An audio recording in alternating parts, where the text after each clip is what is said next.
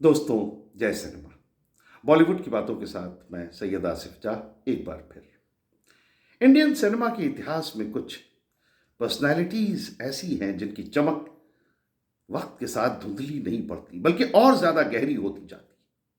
नूतन समर्थ बहल एक ऐसा ही नाम है। जब हम आज 21 फरवरी को उनकी पुण्यतिथि के मौके पर उन्हें याद करते हैं तो हम सिर्फ एक एक्ट्रेस को नहीं याद कर रहे, बल्कि हम अभिनय के उस ग्रामर को नमन कर रहे होते हैं जिसने भारतीय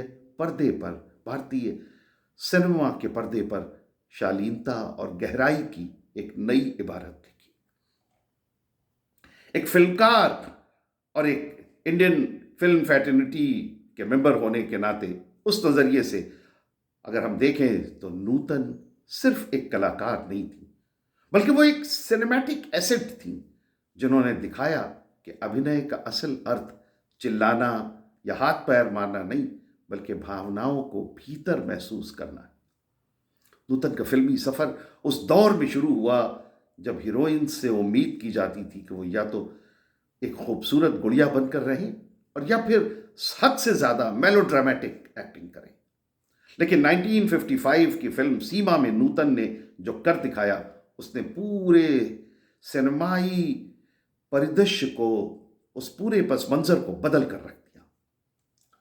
सीमा में नूतन जी ने एमी के किरदार में जो मॉरल इंटेंसिटी दिखाई, उसने डायलॉग से ज्यादा उनकी चुप्पी को मुखर कर दिया। एक फिल्म मेकर के लिए ये एक बहुत बड़ी बात थी कि एक अभिनेत्री बिना किसी भारी भरकम डायलॉग के सिर्फ अपनी स्थिर निगाहों से दर्शकों का दिल जीत ले।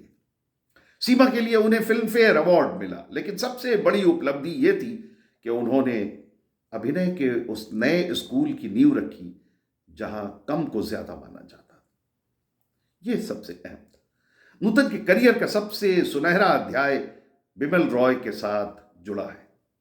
बिमल दा एक परफेक्शनिस्ट और एक रियलिस्टिक फिल्म मेकर थे।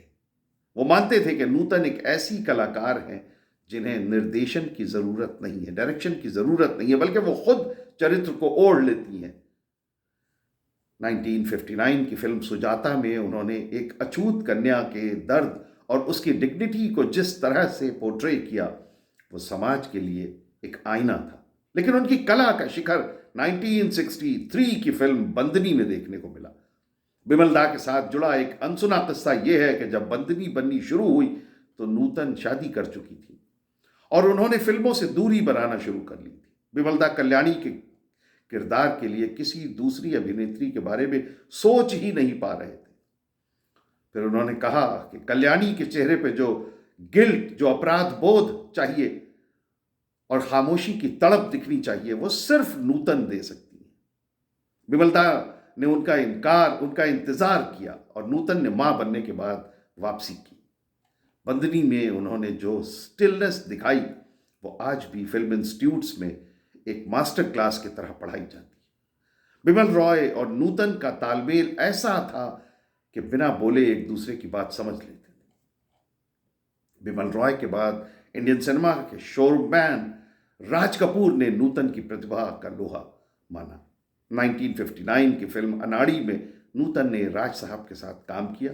राज कपूर अपनी फिल्मों में नायिकाओं को बहुत ही ग्लैमरस और बहुत ही ग्रैंडर के तौर पर ग्रैंड तरीके से पेश करने के लिए जाने जाते थे, लेकिन नूतन के साथ काम करते हुए उन्हें यह एहसास हुआ कि असल ग्लैमर मेकअप में नहीं बल्कि सादगी में होता है। राज साहब सेट पर बहुत ही सख्त हुआ करते थे, लेकिन नूतन की नेचुरल एक्टिंग ने उन्हें अपना कायल बना लिया।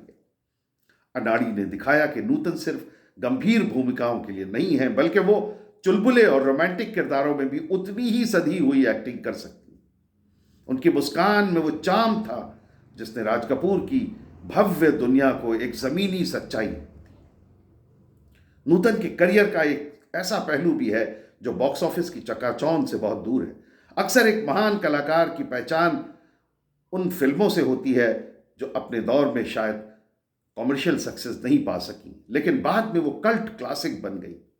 और ऐसी ही एक फिल्म थी 1973 में आई सौदागर। इस फिल्म ने नूतन उनके साथ उस समय के उभरते हुए कलाकार अमिताभ बच्चन थे। फिल्म की कहानी एक गुड़ बेचने वाली की थी जो सिर्फ पैसा कमाने के लिए माजू से शादी, यानी नूतन का जो रोल है उससे शादी करता है, अमिताभ बच्चन का ये, क्योंकि माजू गुड़ बनाने की माहिर है। उस दौर के दर्शकों के लिए यह फिल्म बहुत ज्यादा रियलिस्टिक और ग्रिटी थी।